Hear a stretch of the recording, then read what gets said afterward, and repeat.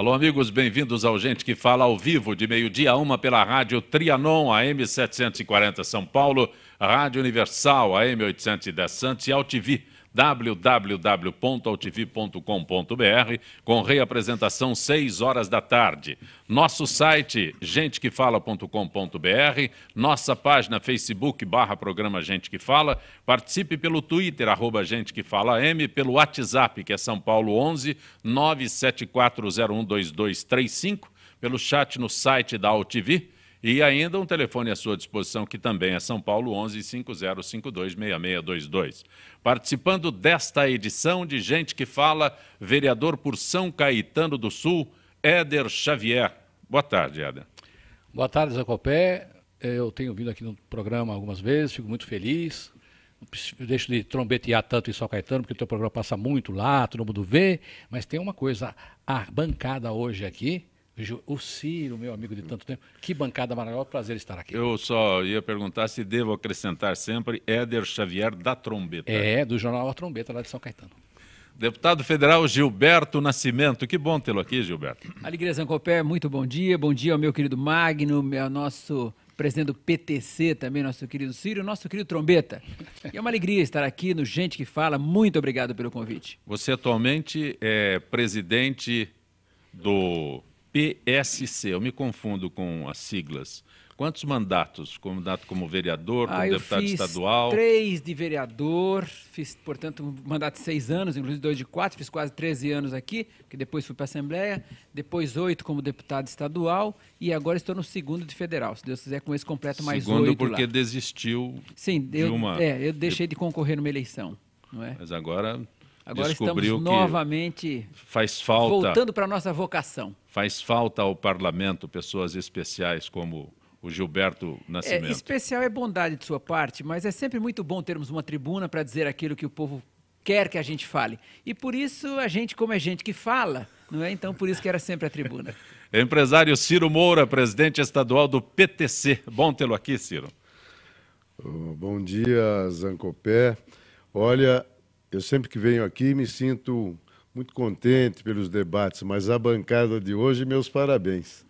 Presidente Gilberto, do PTC. Magno, Éder, amigos de longa data, com muita experiência. Olha, o programa está de parabéns. PTC. O PTC já determinou a tua candidatura na próxima eleição municipal? A próxima é municipal. Você diz em São Paulo, cidade. São Paulo. Não, ainda não. Será candidato a prefeito pelo partido? Vamos deixar o tempo passar, né? Vamos ver o que acontece até lá, né, Gilberto? Delegado aposentado do Éder, quem sabe?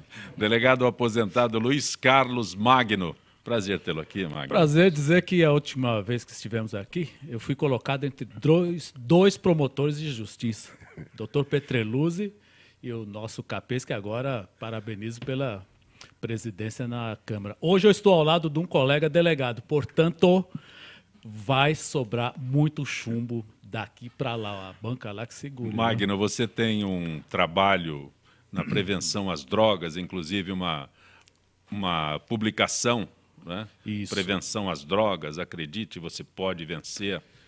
Trabalho desenvolvido mais de 20 anos no Departamento de Narcóticos, de Prevenção e Educação. E nós continuamos com esse trabalho. Palestras, cursos, eu tenho aceito convite para as igrejas, universidades, empresas, sempre procurando divulgar a prevenção, trabalhando com a família, com os jovens, para que juntos possamos minimizar e mesmo, quem sabe, evitar que esse mal chegue às casas da Zancopé, porque depois que ele entra nas casas, realmente nunca tínhamos visto nada pior que a presença da droga no meio da família. No primeiro assunto de hoje, a combinação da Operação Lava Jato com o pacote de ajuste fiscal, a burocracia e brigas contratuais resultaram no amontoado de obras paradas em ritmo lento pelo país. Quase 30 grandes projetos estão em ritmo lento, com demissões em massa. Segundo o Cadastro Geral de Empregados e Desempregados, só nos primeiros 2 meses deste ano foram fechadas 35 mil vagas no setor da construção civil.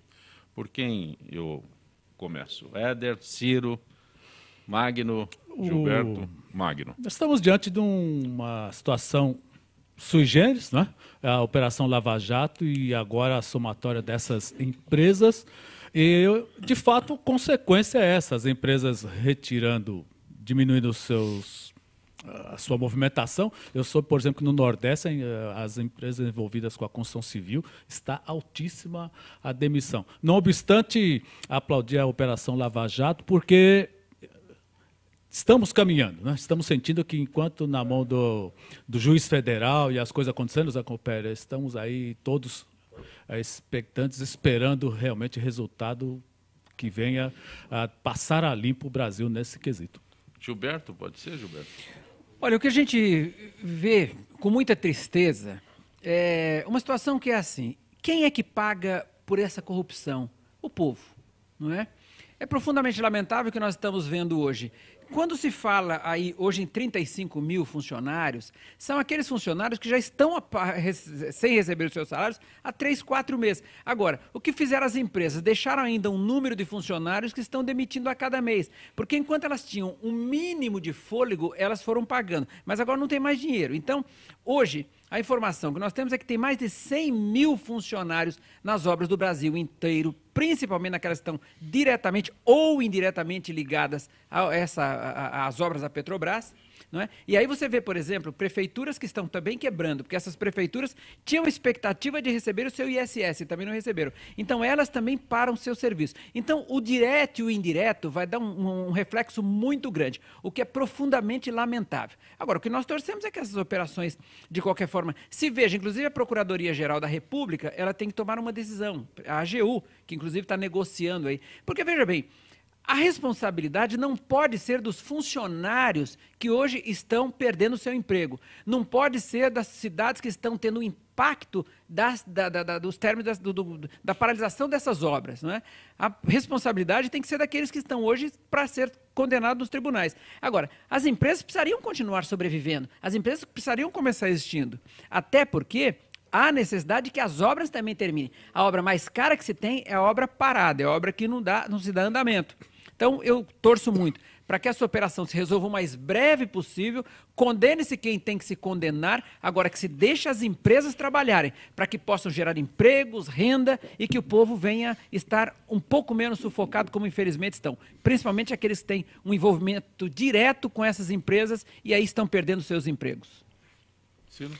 Bom, eu acho que é o momento mais adequado para se separar o joio do trigo. Aqueles que andaram mal, que sejam julgados, se condenados, que cumpram suas penas, mas chega um momento que você não pode estender essa punição ao empregado e que você atinge o Brasil todo. Então tem que haver uma forma, nem que seja por intervenção na empresa, seja até pelos seus credores, porque afora os funcionários, nós temos bancos credores e tem esta figura do interventor para que se toque as obras, mantenha o seu emprego, a obra é necessária, a má conduta é o joio. Vamos cuidar do trigo? Então, eu acho que o governo tem que realmente tomar uma atitude, nem que seja por ordem judicial. Alguém tem que assumir para manter isso tudo. Agora, e quem pisou na bola? Pague a conta, menos aquele que não deve nada. Éder? Olha, Zancopé, mesa tão competente, aqui umas falas também importantes, mas eu queria dizer a você, Zancopé, a quem está nos assistindo, de que um dia eu comprei uma casa e reformar a minha casa. Para poder morar bem. Então eu me esforcei muito, mas eu fui fazer reforma. A casa não ficou boa. Nós estamos num momento, e nem morei bem. Nós estamos num momento, Zancopé, que é uma cartaz. É um momento que o Brasil pode realmente crescer diferente no aspecto ético, moral. Então, se nós ficarmos com esta ideia de que o ritmo lento, que não pode, é como o Ciro disse, que haja intervenção, porque quando você tem uma empresa que tem dificuldades perante a justiça nomeia lá um interventor para que as coisas não parem. Então, essa ideia do Ciro é boa, mas quanto à fala, por exemplo, do Gilberto, no sentido que isso se resolva, o contraditório que vai se instalar nesses processos, nós estamos numa fase de investigação. Ainda vai autorizar a abertura para ver se recebe ou não a denúncia. Isso vai levar 5, 6, 7, 8 anos para os culpados poderem, se é que vão pagar alguma coisa.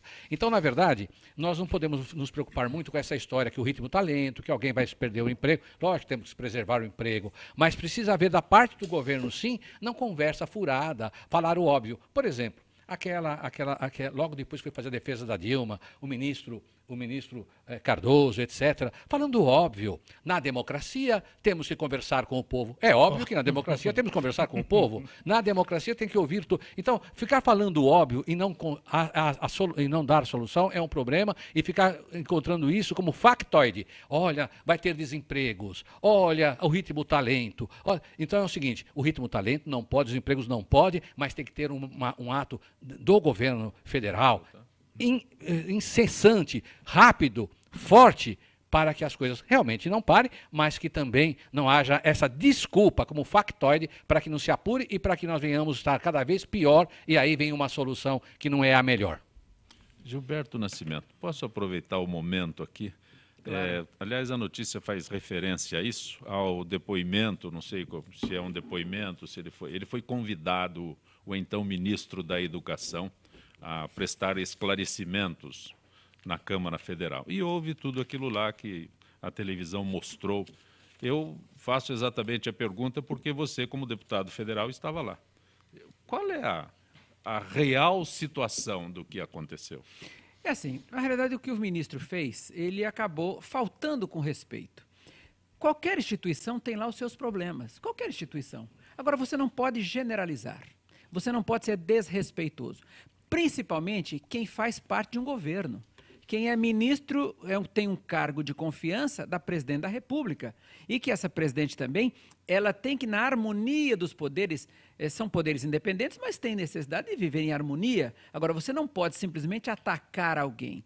E principalmente, aí ele acabou sendo, quando ele deu essa entrevista lá na Universidade do Pará, alguém estava gravando, ele não esperava que estivessem gravando, tanto que depois que ele viu, porque hoje que esse negócio de celular, enfim, tudo se grava, não é? Quer dizer, quando ele viu que alguém estava gravando, ele tentou dizer o seguinte, bom, está gravando, né? Ah, mas pode gravar mesmo, tal, quer dizer, foi uma forma também de... Tá?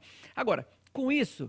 Quando logo nós tivemos a informação, o presidente acabou aprovando uma convocação dele, não foi um convite, foi uma convocação, e nesta convocação ele no primeiro momento não pôde ir, provavelmente que tenha tido qualquer crise de estresse, qualquer coisa, tanto que teve internado aqui em São Paulo, mas na semana seguinte compareceu. Mas quando chegou lá também, não foi na expectativa de dizer, olha, realmente eu falei, não deveria ter falado, ou não é todo mundo, não, mas ele simplesmente foi para a agressão. Não é? E acabou criando um clima muito ruim. É claro que eu também posso imaginar que o Ministério da Educação também hoje está com muitos problemas. Por exemplo, o FIES está atrasado, houve corte de orçamentos, então provavelmente ele estava querendo sair também. Eu tenho muito mais a impressão, aí, assim né, que eu penso, viu? Eu tenho muito mais a impressão que quando ele esteve lá, foi um pouco para dizer o seguinte, ó, é a hora de eu ir embora. Gilberto, é isso aí. E acabou criando esse clima. Já que você abriu, eu me aposentei como delegado e hoje eu sou professor universitário. E o Éder tocou num ponto. A Dilma, um dos slogans desse seu segundo mandato é educação. Como é que convida o Cid Gomes para ministro da Educação? Qual a qualificação, qual é o envolvimento dele com a universidade, com a educação no país? Eu nunca ouvi falar. Então, Gilberto, isso que acontece é só uma repercussão da má escolha. Quer dizer, então as pessoas são guindadas ao Ministério da Compé? Então, absolutamente desvinculadas. O outro do esporte diz que é pastor, nada contra, o Gilberto também é pastor, mas não tem nada a ver com um ministério que se propõe ao esporte, ele da educação. Então, esse espetáculo grotesco que nós vimos em casa é deplorável, né? Você vê ministro batendo boca com o presidente da Câmara, aqui temos um deputado federal. Essa generalização, como ele diz, é sempre ruim. Mas daqui a pouco nós vamos falar sobre ministérios, então não vou nem esticar. Algo a acrescentar? Posso? Não, acho que está. Pois bem, depois de emparedar o governo e forçar a demissão do ministro da Educação, o PMDB agora pressiona a presidente Dilma Rousseff a reduzir o número de ministérios. A bancada do partido na Câmara anunciou que dará prioridade a 3 medidas que, apesar do grande apelo popular, estão na contramão dos interesses do Planalto e do PT. A principal delas é a redução de 39 para 20 no número de pastas da esplanada. 20 é um bom número. Eu fiz uma pesquisa. Estados Unidos, o maior país, maior não, mas é o que manda e desmanda. 19 ministérios. Vamos pegar na América nossa aqui latina, a Argentina aqui ao lado, parecido conosco, 17. Então, 39 é um cabidaço de emprego, aquela estrutura que realmente não dá para, eu concordo, não dá nem para governar. É uma se você, coisa na realidade, maluca. pegar, não tem nem estrutura física para isso. Se você pegar os prédios dos ministérios, tá? Eles são 19, 20, não é? Quer dizer, então, não tem sequer estrutura física para isso. Mas aí foram criando, na expectativa de acomodar situações. Então, assim, ó, secretaria tal da aviação que responde como ministério. Então, na realidade, também não são essa coisa de 39 ministérios. São 39 pessoas que se acham ministros. Mas tem uns lá que não dá nem para pôr no cartão como ministro. O cara é secretário, mas ele se intitula ministro. Ministério da Secretaria. Tá? É uma coisa meio confusa. Eu também acho que o PMDB acertou nessa hora, assim como nós, inclusive, como o nosso partido também é 20, a gente já dizia na campanha presidencial, temos que ter no máximo 20 ministérios, mas não é nem porque, é talvez pelo número de prédios mesmo. Foi bem, tá né? certo? Agora, quando você pega, por exemplo, o PMDB, não tem sentido hoje nós estarmos vivendo a situação que o país está vivendo. O país está com sérios problemas. Nós estamos com problema de dívida interna, dívida externa, nós estamos com a inflação estourando, nós estamos com desemprego. Não tem sentido mais nós termos, como disse aqui o nosso querido Magno, 39 ministérios. Vamos cortar por 20. O PMDB realmente agora, quer dizer, parafraseando, né, essa história, então chega nos 20. Tá? E coloca 20 ministérios, reduz, porque o povo também, nesta hora, ele quer que a própria presidente da República, ela venha também dizer o seguinte, ó, nós também estamos cortando na cara, nós também estamos reduzindo os custos. Não adianta nós chegarmos no pai de família hoje e dizer o seguinte, ó, para você começar a economizar, não é? Porque está todo mundo sendo obrigado a economizar, quando o governo também não está aí, nem aí para a economia. Então, uma forma de nós darmos uma satisfação é dizer o seguinte, olha, vamos também cortar na carne, vamos começar a colocar o governo na metade, vamos segurar um pouco essa coisa de tanta contratação, de tanto concurso e assim por diante. Olha, eu acho que está chegando o momento do Brasil voltar a racionalizar a sua conduta. O que é necessário ter, efetivamente, sem apelido, sem faz de conta, sem agradar politicamente. Então, a gente sente que, pelo consenso, o número 19 e 20, ainda cabendo uma observação maior, se trata de uma análise profunda e uma atenção efetiva à gestão pública. Então, se você pegar o governo e comparar uma família, você gasta mais do que você ganha, você arrebenta e vai dar nó. E o Brasil faz isso há muito tempo.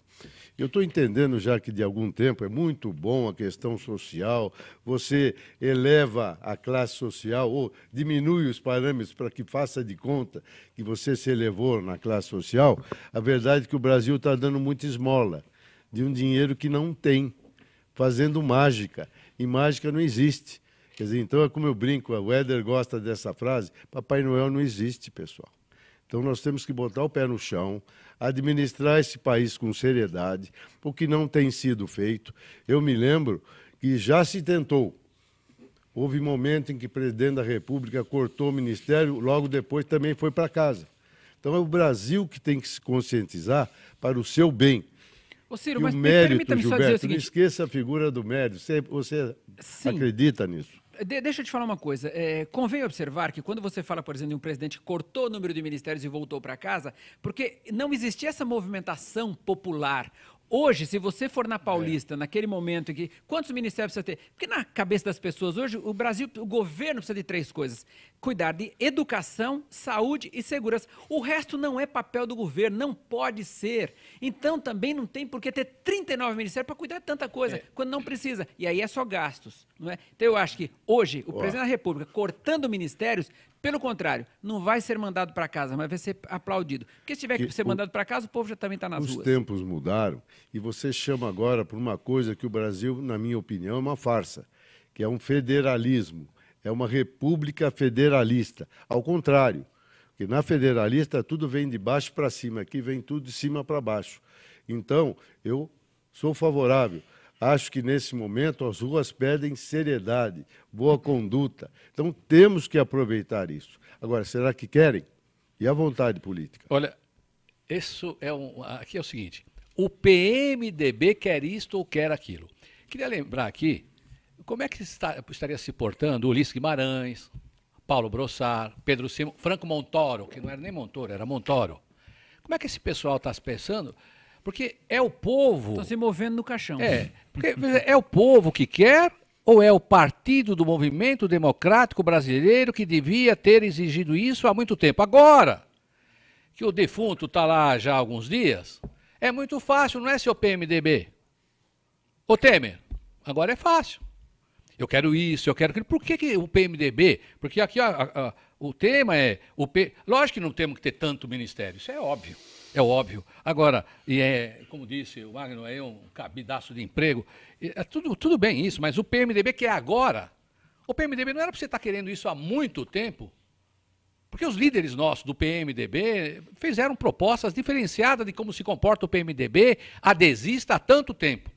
Então, o PMDB quer agora, devia querer sempre PMDB. Gilberto Nascimento, eu não quero constrangê-lo, mas eu vou aproveitar a presença de um deputado federal aqui, que é presidente estadual do PSC. Se o PSC tivesse sido agraciado com um ministério, qual seria a reação do partido? A reação do partido seria de entendimento, não é? Claro que hoje, se você pegar inclusive hoje, daria, por exemplo, para acomodar uma série de pessoas em ministérios, mas agora, o que acontece também é o seguinte, hoje se dá um ministério para um partido, entende-se que, e lá se faz uma confusão tão grande, por que um partido assume o ministério? Para, primeiro, cuidar da governabilidade e, segundo, para que possa valer também as suas propostas. Eu não concordo com o governo de adesão, eu concordo com o governo de coalizão. Como é que é essa coalizão? Quando eu, por exemplo, tenho o meu partido pensa de uma forma, o teu pensa de outro. Mas no momento eleitoral, em um segundo turno, nós juntamos essas duas ideias e conciliamos essas ideias para expor ao povo. Mas, infelizmente, no Brasil não existe isso. E depois começa a virar esse adesismo. Porque qualquer presidente da República precisa, em 513 deputados e 81 senadores, ele precisa ter maioria para governar. Então aí começam a fazer essas composições. Agora, é claro que se o PSC também tivesse hoje um ministério, não tem, porque hoje nós estamos na oposição ao governo. Mas se tivesse, logicamente teria que entender nesse momento, tá? Que o povo está querendo, tem que reduzir despesas, porque não tem mais dinheiro, está acabando o dinheiro. Não é? E por não ter mais dinheiro para tocar sequer as obras sociais, há necessidade de cortar custos. E qualquer político sintonizado com as ruas tem essa expectativa. Hoje a ideia que me parece, eu que não sou, pelo menos, militante política, é dando o que se recebe. Eu vejo isso aí. Esses ministérios é barganha. Eu vou te dar um ministério e você vai dar o quê? Votar para você. Votar é assinar nas suas propostas. Parece, ficou muito para nós aqui no povo, é isso. E ao mesmo tempo, como ele disse, o PMDB se coloca. Por quê? Porque agora ele é maioria, o PT perdeu algumas cadeiras. Porque está com dificuldade, o governo, então é fácil falar agora, né? Não é? Perfeito, é isso. O que me chama a atenção nessa notícia, Ciro, Éder, Magno e também o Gilberto, interesses do Planalto e do PT. Como interesses do PT? Nós estamos falando de um governo, né? Então eu acho muito dirigido esse assunto quando se estabelece interesses do PT. Tem deveria ser interesses do Brasil, né? O interesse do Brasil. O Gilberto tem colocado essa fala. Bem, do Planalto, o povo. Bem. O povo, é isso. O governo não é exercido em nome do povo. Sim, o povo quer, tem que ser feito assim. Dele emana o poder. O Gilberto tem sustentado isso até agora. O povo tem se manifestado assim, o povo. Qual o partido que quer interpretar isso? Parece que, quando você diz isso, é assim, eu não quero interpretar o que o povo quer. Eu sou o PT e eu quero impor ao povo o que eu quero. E não adianta impor ao povo. O povo não adianta se tentar impor nada ao povo. Porque o povo hoje sabe o que quer. Agora, há necessidade que o exemplo venha de cima e aí você conversando com o povo, você consegue conciliar as coisas. Mas agora, nós já ouvimos impor não dá essa historinha. mais. Você lembra da Luísa Erundina? Mas ela teve de romper com o PT para governar a cidade de São Paulo. Isso já não é tão novo. Agora, escuta, quando nós... vem de fora, eu tenho memória boa, viu? Quando nós falamos, já algumas vezes temos a oportunidade de citar aqui, também neste programa, sobre alguém, um sociólogo, que disse o seguinte: no Brasil, nós temos 2/3 de multidão e 1/3 de povo. Multidão segue grito, não é senhor Lula e outros... Grito pessoal, de interesse pessoal. Povo, ao contrário, sabe o que ele precisa, sabe as suas demandas, sabe o momento de pedir. Povo. Agora, acontece que esse 1/3 é muito dividido. esse 1/3 não se une, porque tem lá uma dor de cotovelo do carro que o outro tem, o outro que é de uma facção, outro. Então, as coisas são muito difíceis nesse 1/3. Mas me parece que hoje o Brasil está começando a atravessar o Jordão, indo lá para outra margem, não é, pastor? É a outra margem. Nós estamos começando a ser povo no Brasil. Eu fiz questão de destacar, o Pedro Schiavon pensou essa frase com muita qualidade, porque ela está em todos os jornais hoje, interesses do Planalto e do PT.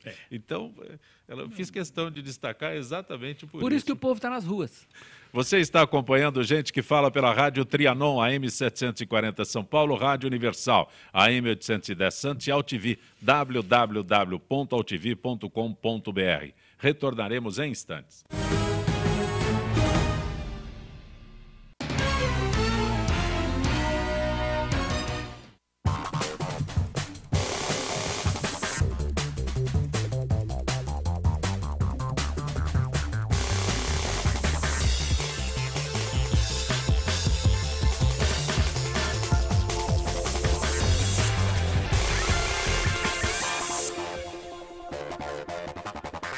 Talvez você ainda não tenha ido à Câmara de Vereadores de São Paulo, porque ela fica longe da sua casa, né? Mas não tem problema, pois a partir de agora ela vai ficar bem pertinho de você. Vem aí Câmara no seu bairro, que vai ouvir todas as necessidades da sua região. Serão realizadas 32 sessões plenárias na cidade inteira. Tudo para que a gente possa ouvir as suas ideias e sugestões. Por isso, participe! É a Câmara de Vereadores de São Paulo indo ao seu encontro por uma cidade melhor. Sim, meus amigos, muito prazer, sou Sérgio Oliveira e estou aqui para lembrar vocês que toda segunda-feira, 9 horas da noite, eu estou aqui na TV da internet com o Futebol Alternativo TV. Sim, Série D, Série C, Copas Estaduais, as divisões de acesso, tudo aquilo que nenhum outro programa esportivo fala, tem a coragem, a capacidade de falar, nós falamos aqui na TV. Toda segunda, 9 horas da noite, só aqui na TV da internet.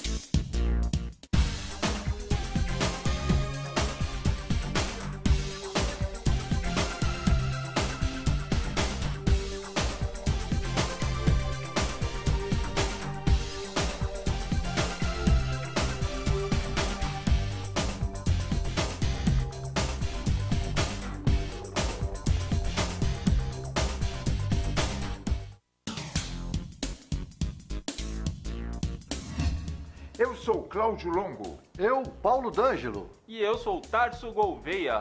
Nós apresentamos todas as terças-feiras, às 9 da noite, aqui na altv.com.br, o Família Palestra TV, um programa esportivo onde você sabe de tudo sobre o Palmeiras, aqui na TV da internet.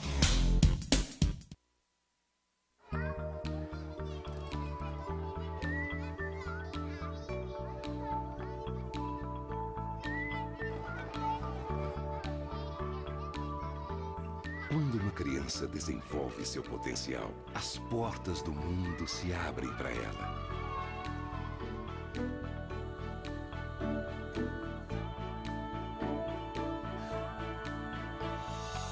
As possibilidades são infinitas e ela começa a construir o mundo em que quer viver.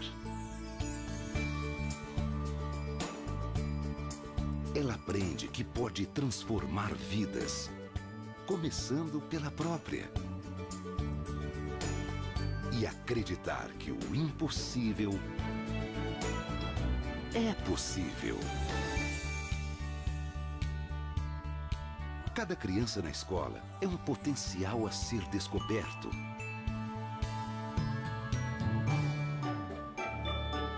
Potencial de realizar sonhos.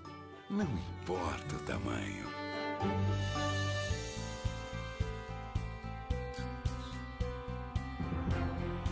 É hora de despertar o potencial das novas gerações. As crianças são o futuro. A educação é o presente.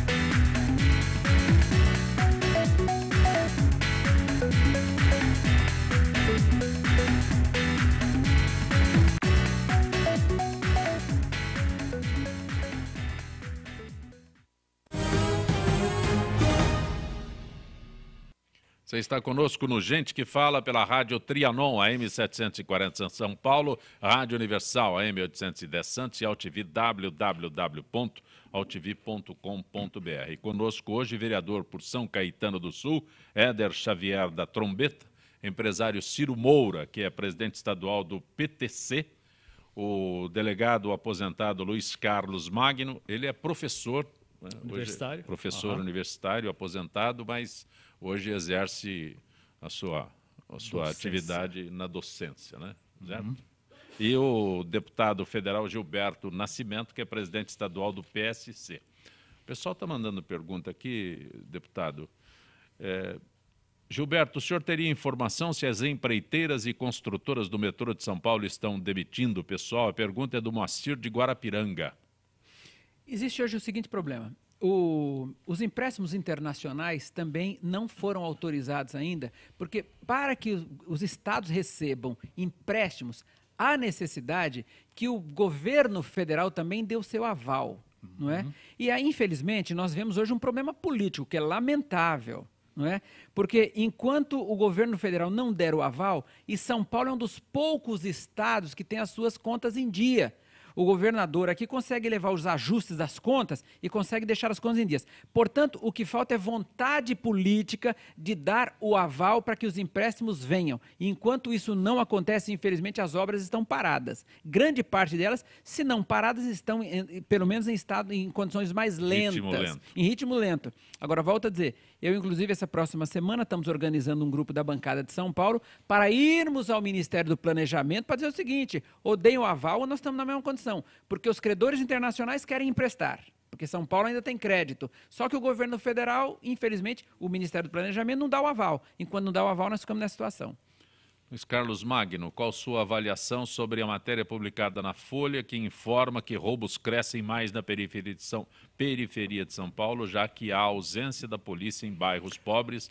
É o Jaime do Jardim Bom Filhole que pergunta. Ô Jaime, dizer para você que a polícia hoje tem o mesmo efetivo de 1994. Pasme a mesa. A Polícia Civil de São Paulo tem o mesmo efetivo de 1994. Detalhe. O estado de São Paulo tinha, em 1994, 32 milhões de habitantes. Hoje, o estado de São Paulo possui 43 milhões de habitantes. Portanto, há uma defasagem, Zancopé e amigos, de 8 mil policiais civis. Portanto, o que se vê é uma ineficiência, infelizmente, da Polícia Civil. Faltam homens, faltam recursos, falta polícia técnica. Por isso, no mês passado, quando eu estive aqui, chegou a notícia de que um corpo ficou 9 horas na Avenida São João. Como é que um corpo fica na principal avenida da cidade de São Paulo, 9 horas, Gilberto, esperando por um carro do IML? É falta de estrutura, é falta de técnica. Então, e a periferia sente mais ainda porque, de fato, os recursos, o pouco que tem, ainda não é bem administrado. Ciro Moura, o Tarso do Paraná. Cid Gomes mostrou em Brasília que é cabra macho. Apontou o dedo na cara da base do governo e ganhou moral com o Ceará. É o Tarso do Paraná. Bom, o Tarso, opinião não se discute. Se ele fez isso e o Ceará achou que ele é um grande macho, ele atingiu o objetivo dele. Até porque nós estávamos falando aqui que pareceu um grande teatro. O sujeito vai à Câmara para brigar, romper e sair do Ministério. É fato, é boato, é fato. Ensaiado ou de rompante, que é uma palavra bonita, rompante. Eu acho que foi um teatro. E se ele virou macho no Ceará, o Ceará que administra o seu macho, eu acho que foi teatro. Eu posso falar uma coisinha aqui, Zancopé, sobre esse negócio de macho? Olha aqui, dizem que a laranja não cai muito longe do pé. O irmão dele também sempre foi, assim, com uma coisa de macho, né? O Ciro, né? O teu xará. Ele também tem uns arrobos, teve sempre uns arrobos. Não sei bem o que esse homem, que o Brasil esperou do Ciro alguma coisa, Ciro Gomes, no que deu. E o que vai dar lá também no Ceará, como você bem disse. Então, essa coisa de ter arrobos em certos momentos, pode regionalizar, mas hoje o Brasil está precisando de outra situação. Né? Aí diz que o nortista falou assim, na minha terra só tem macho. O paulista falou assim, aqui tem homens e mulheres, mas a gente se dá muito bem. É muito macho. Magno, Elivelton Ferraz de Vasconcelos. Realmente uma vergonha, 39 ministérios. É cabide de emprego.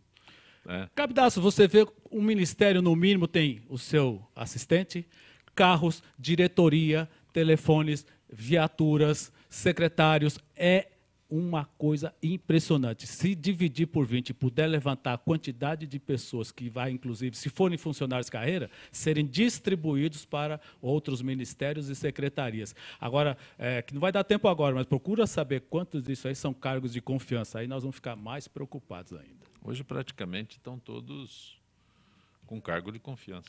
E o PT pratica uma maldade, que ele coloca pessoas completamente despreparadas nesses chamados cargos de confiança, o que empobrece ainda mais a máquina pública. O Valda, pois não, senhor. Algo a acrescentar? Não, estou observando. Valda, Tancredo Neves desenhou uma esplanada com 23 ministérios, que viraram 31 com Sarney, 34 no segundo governo de Fernando Henrique, 38 de Luiz Inácio, hoje estamos com 39. Prédio e cargos não geram um país, diz a Valda. Ações, sim, é a manifestação dela, mas é a proporção, não sei, nem sei se exatamente foi esse o crescimento, mas... Parece que ela levantou isso em algum... Foi próximo disso. Né? Foi próximo disso, né? Mas quando Niemeyer projetou lá, era para... Aquela 20, né? 10 de cada lado. Foi feito bonito. Um puxadinho, né? Puxadinho. Quantos É que, na realidade, acabaram pegando os prédios. Então, por exemplo, tem prédios lá hoje que cada andar é um ministério. Então, tem prédios hoje que tem 3 ministérios. Igualdade racial, aviação, não sei o quê. Entendeu? Então, foi isso que aconteceu. Sim, alocaram. Ajeitaram. Olha, a Secretaria de Segurança Pública de São Paulo decretará nova norma que obrigará a presença de representantes das polícias militar, civil e científica em todas as cenas de crimes que envolvam agentes. Segundo a Secretaria, 694 pessoas morreram em confrontos com a polícia no ano passado, contra 364 em 2013. Além disso, 14 policiais foram mortos em serviço. Essa é a minha área. Faz em 2012 um número que nos deixou assim, inclusive eu ainda estava na ativa. Disse que esse número levantado, que na Polícia Militar do Estado de São Paulo, nos últimos 5 anos, ela teria matado mais pessoas no confronto que as polícias dos Estados Unidos todas no mesmo período. Isso foi uma coisa. Agora, em contrapartida, nós, no Brasil, somos, Gilberto, o país no mundo, pelo menos contemporâneo e civilizado, que mais perdemos policiais para o crime. Lembra que recentemente em Nova York os polícias mataram 2 policiais, um negro se vingou de 2 policiais porque um dos policiais americanos aplicou uma gravata num negro e acabou matando. Olha a notícia, Nova York esse ano disse que fazia 5 anos que em Nova York não se perdia nenhum policial para o crime. Então, veja, você tem de um lado uma polícia que se reclama letalidade e outro, nós todo dia chorando os nossos mortos. Então, a coisa no Brasil, o que temos de fazer é o seguinte, está sobrando impunidade, e eu leciono direito penal na universidade, o sistema não está se bastando, então, a questão do armamento, bandidos hoje no Brasil possuem armamentos que o nosso exército não possui, esses fuzis, o 556, o 223, o exército brasileiro não possui esse armamento.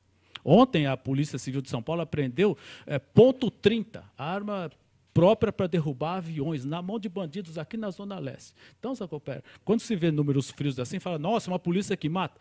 Mas ao mesmo tempo, uma polícia, por exemplo, a Polícia Militar, no ano passado, perdemos 94 policiais militares. No Rio de Janeiro, a Polícia Militar, só semana passada, Gilberto, bandido numa favela dita pacificada, olha a expressão, mataram 4 policiais militares em 6 horas. A favela que se diz pacificada. Ora, se ela é pacificada e matam 4 policiais... Imagina se não tivesse pacificada. Imagina se não tivesse pacificada. Então, eu estou só levantando a bola para os colegas. Eu acho que realmente a gente tem que começar a assumir posições. Se eu tivesse que responder a pergunta, Magno, seria bem curto dizendo o seguinte. Infelizmente, o que aconteceu nessa tal de letalidade me deixa chateado e me preocupa. Mas eu estou realmente muito mais preocupado com os policiais militares, civis, etc., que morreram. Sim. E você não segue o exemplo que você mesmo diz, nós, não segue nós aqui. A polícia americana se orgulha, não perdi nenhum. E aqui perdemos não sei quanto, toda semana. São dezenas, toda semana. E não está incomputado aí os feridos que ficam como indigentes, limitados. Temos uma associação de policiais militares, uma associação só de policiais militares inválidos. Inválidos? Gente que tomou tiro na coluna, na cabeça, que não... Tá feito, desculpa uma expressão, feito uma meba, policiais civis, eu tenho vários colegas em cadeira de roda, desfilam no 7 de setembro, sim. Todo mundo acha emocionante, mas é um caso gravíssimo. É então, se eu tiver que decidir, eu vou me decidir pela polícia. Ponto. Agora, você vê, a expressão aqui é que a Secretaria de Segurança Pública de São Paulo irá decretar uma nova norma. Então, vamos decretar uma nova norma.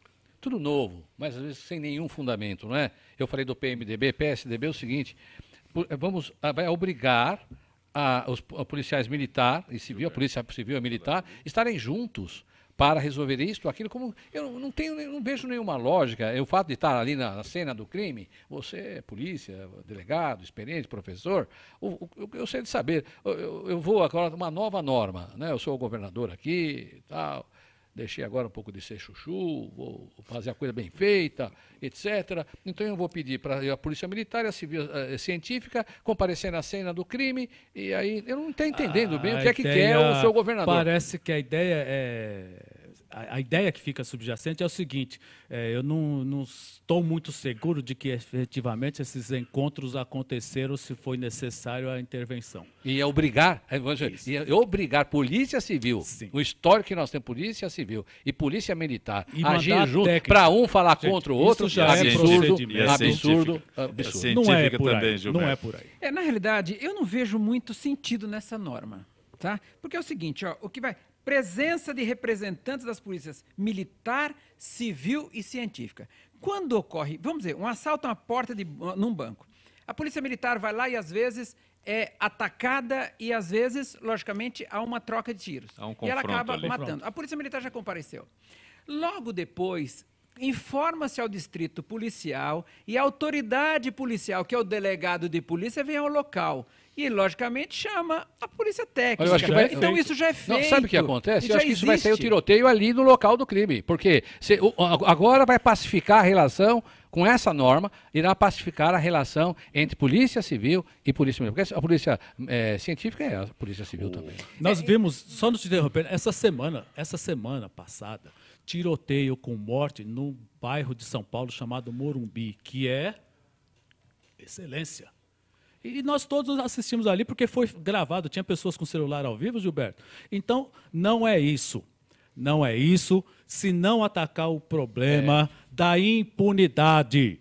O bandido está enfrentando a polícia. Eu sou filho de investigador de polícia, o Gilberto, eu fiquei 35 anos, o Gilberto continua. Nós somos de um tempo em que investigadores de polícia. Eu entrei na PM, eu fiz 1 ano e meio de polícia militar, eu morava no Jardim Brasil, eu chegava em casa fardado, com orgulho.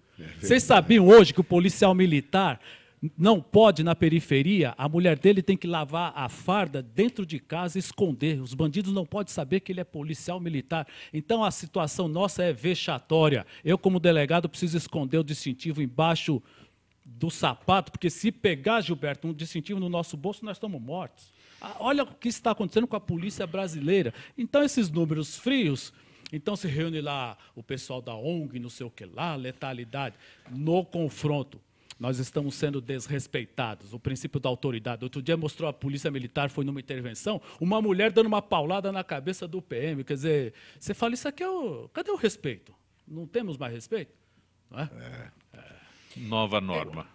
Eu acho o seguinte, essa nova norma, volto a dizer, eu acho que não tem muito sentido, porque as três autoridades, vamos dizer, se pudermos dizer, já comparecem ao local, quer dizer, a Polícia Militar, a Polícia Civil e a Polícia Científica, então não vai mudar nada. É claro que no Brasil, enquanto, infelizmente, o crime se organizou, o Estado brasileiro, o poder público, infelizmente, não conseguiu se organizar à altura, e exatamente por isso, nós temos, por exemplo, no Brasil hoje, 54 mil assassinatos no ano passado, não é? Para uma população de 200 milhões de brasileiros. E nos Estados Unidos foram 14 mil tá? E uma população de 300 milhões de americanos. Por outro lado, nós temos, por exemplo, nosso sistema penitenciário, que tem 800 mil presos. E nos Estados Unidos, isso para 200 milhões, e nos Estados Unidos, para 300 milhões, eles têm 2 milhões e 500 mil presos. Ou seja, lá cumpre-se pena. Não é? Quer dizer, por quê? Porque o judiciário está mais organizado, as leis são mais firmes, não é? Agora, Gilberto, mas é a organização do Estado. Eu sou um pesquisador. O Brasil acredita-se que nós, as polícias do Brasil, São Paulo é a melhor, não apuramos 10% dos homicídios. Não chegam a condenações criminais. E o dado que eu tenho é o seguinte, no Reino Unido, 85% dos homicídios vão aos tribunais. Nos Estados Unidos, 65%. Isso aqui, Gilberto, alguém vai pagar. Então, no Brasil, se matou policial, se matou um de nós, a possibilidade dele ser preso e condenado é 5%, equivale a nada. Portanto, é esse o que está acontecendo. Mas aqui foi falado sobre a polícia pacificadora, o PPs do Rio, todas essas coisas. No Rio, tem no Rio, lógico, mas dizer, uma ideia de... Veja, enquanto não pacificar a relação com instrumentos verdadeiros do Estado, a relação entre polícia militar e polícia civil, a norma, para mim, é como aquela norma que de direito penal, é branca, ela não existe, ela é inexistente. Letra morta. Aí, infelizmente, só para concluir, infelizmente, num país em que as relações familiares estão se deteriorando a cada dia. E isso, infelizmente, é profundamente lamentável, que enfraquece também a sociedade. Educação também está se jogando no lixo. Quer dizer, que sociedade nós estamos criando? Que sociedade nós estamos formando? É só, infelizmente, ficar aguardando para ver nos próximos tempos que os indicadores fiquem maiores, porque menores, infelizmente, nunca vão ficar. Mas, Gilberto, você disse que o povo está se movimentando. Sim. E o povo está instrumentalizando ou induzindo ou exigindo que aqueles que falam pelo povo, que são os políticos, façam normas diferentes. Eu acredito que nós estamos realmente num outro momento. Nós temos uma comissão, só para concluir, que nós temos a Comissão de Segurança Pública hoje em Brasília, não é? Dos membros. 80% dos membros da Comissão de Segurança Pública são ou oriundos da Polícia Federal, da Polícia Militar, das Polícias Civis, das Polícias Militares e Civis, ou então das Guardas Municipais. Então, pelo menos, é gente que conhece um pouco mais. Eu vivi num passado na Câmara em que, felizmente, na área de segurança pública, você tinha muito mais gente não esclarecida com o problema do que aqueles que eram esclarecidos. E na hora de fazer a legislação, infelizmente, acabam fazendo uma legislação que também não dá resultado no final da linha. Posso fazer uma colocação última que me chamou a atenção? Porque quando se fala, você descreveu muito bem como é que já funciona. E se eu entendi bem nessa nova norma, querem a presença das 3 polícias no local como se fosse ao mesmo tempo. Aí vai precisar marcar agenda, aí vai ficar marcando a agenda no crime. Então, que hora você pode ir? Não vai ter gente, mas vai colocar um contra o outro, porque vai colocar um como auditor do outro. Sim. Talvez o cadáver na Avenida São João durante 9 horas é para esperar toda a polícia, todo o contingente. Mas você imagina a Polícia Científica fazendo um relatório, a Polícia Civil fazendo outro relatório, a Polícia Militar fazendo outro relatório e uma querendo compatibilizar. Jamais vai compatibilizar. Você atirou mais que devia. Isso vai dar, mas isso aí é um problema. Éder Xavier da Trombeta, explica pra gente o projeto que você apresentou na Câmara Municipal de São Caetano que permite o transporte de animais de pequeno porte em ônibus municipais. O Gilberto Nascimento falou uma coisa muito importante. Nós estamos numa sociedade que está se degradando, autodegradando. Parece que é final dos tempos mesmo. Final dos tempos bíblicos, apocalípticos. A sociedade vive traumas, obsessões, vive uma série de depressões, etc, etc. E aí o amor aos animais parece que é uma das vertentes que pode minimizar o sofrimento que as famílias, que a sociedade entre si mesmo está passando pelo sofrimento intenso. Então os animaizinhos hoje compensam uma série de problemas que tem na relação social das pessoas, dos seres humanos. Então, São Paulo fez, eu já tive a oportunidade aqui, criou uma lei para que pudesse transportar. Porque aquele dono do cachorrinho, que tem bastante dinheirinho, tem lá o motorista para levar para cá e para lá, tudo bem, mas tem aqueles também mais menor condição econômica, financeira, mas que tem também a necessidade de viver com o seu animalzinho, etc., ele precisa poder transportar o animal. Então, o projeto é um projeto simples, é a cópia não fiz nada, não reinventei a roda, é mais ou menos adaptando, lógico, para São Caetano do Sul, você vai ter um animalzinho pequenininho, numa caixinha, o animal tem que ser vacinado, em cada ônibus só 2 animais, quer dizer, é uma oportunidade para aqueles que precisam transportar e que não têm recursos para levar o seu... Normalmente hoje, por exemplo, em São Caetano do Sul, nós conseguimos criar, através do poder público, atendimento na área específica de animal e tal, então precisa ter esse transporte. Nós criamos isso em São Caetano do Sul e está funcionando Vereador, bem. gostaria de saber, porque eu acompanhei em São Paulo recentemente, a discussão sobre os cães-guia. O senhor pensou no seu projeto? Ou como é que está isso em São Caetano?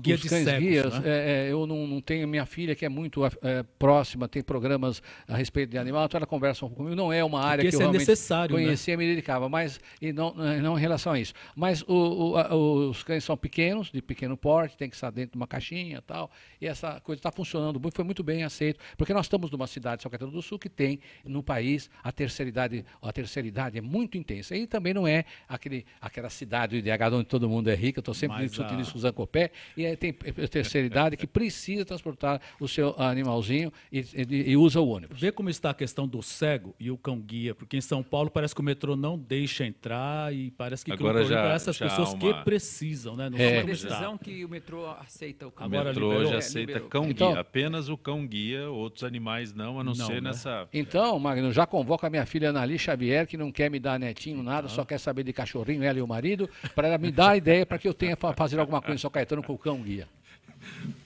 Magno, rapidinho aqui, Juizado da Vara da Infância e Juventude de Ribeirão Preto proibiu crianças e adolescentes menores de 15 anos desacompanhados nos shoppings. Desculpa ao magistrado. Direito de ir e vir, doutor. Não é por aí. Essa aí, toda vez que acontece isso, eu fico pensando assim, de vez em quando o juiz, vou proibir beijar. Aí vão 40 mil jovens lá na praça e se beijam na boca. E aí vira para nós, policiais, civis e militares, agora você resolve. Resolver o quê? Dar uma cana de 40 mil? Isso não vinga. A questão do rolezinho não é por aí. Por isso que eu perguntei exatamente você pega logo comigo. Olha só. Gente, o Estado de Direito de ir e vir. Por que o meu filho de 14, eu não tenho, mas ele não pode ir sozinho ao shopping? Mas isso é uma... Não, porque você vai supor, quer dizer, nós vamos partir do pressuposto que todos os jovens são... Vão fazer o rolezinho. Vão fazer rolezinho, que é aquele negócio de ataque. É o contrário, nós devemos partir... A Constituição é muito clara, nós partimos do conceito de que todos são inocentes, ninguém vai para shopping. E se acontecer, ora, que os órgãos de segurança e a própria segurança do shopping tome a sua providência. Professor Luiz Carlos Magno, como tenho acesso ao livro Prevenção às Drogas, acredite, você pode vencer. Eu sou editor-autor. No meu e-mail, mestremagno@gmail.com. Aí a pessoa escreve mestremagno@gmail.com. É o Prevenção às Drogas, professor Luiz Carlos Magno.